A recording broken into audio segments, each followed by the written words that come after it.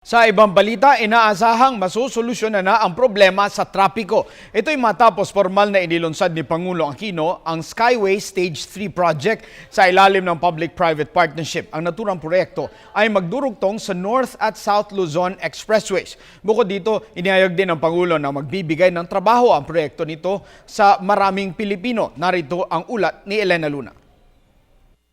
Solusyon sa problema ng trapiko sa Metro Manila ang idudulot ng sisimulang Skyway Stage 3 project.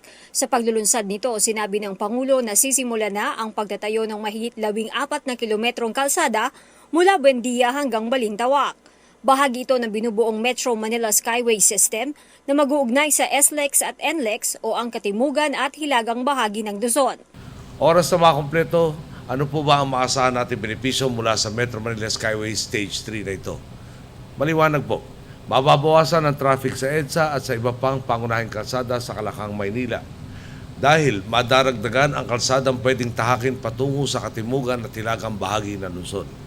Tinatayang 55,000 sasakyan araw-araw ang na mga kalsadang ito.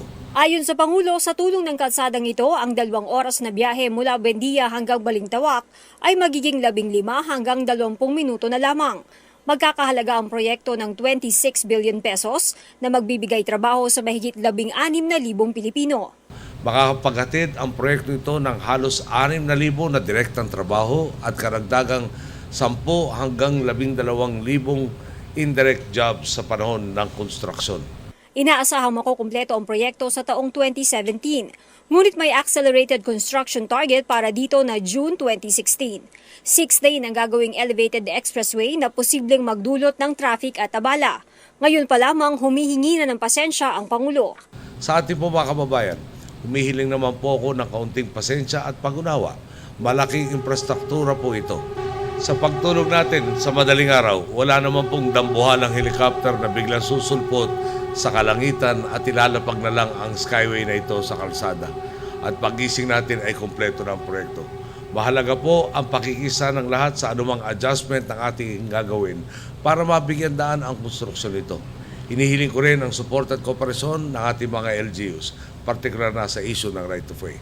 Ayon sa Pangulo, malamang ay nag-aabang na na mabibigyan ng trabaho sa pagkontra at pagiging negatibo sa proyektong ito. Sa kanyang talumpati, nabanggit ng Pangulo ang mga pinagdaanang legal na isyu ng proyekto para maisulong ito. Ayon sa Pangulo, humanap sila ng solusyon para hindi na ipasa ang problema sa susunod na administrasyon. Para naman sa mga paulit-ulit na nagtatanong at sinasadyang magbulag-bulagan sa mga nararating na nating tagumpay, ito po ang daang matuwid.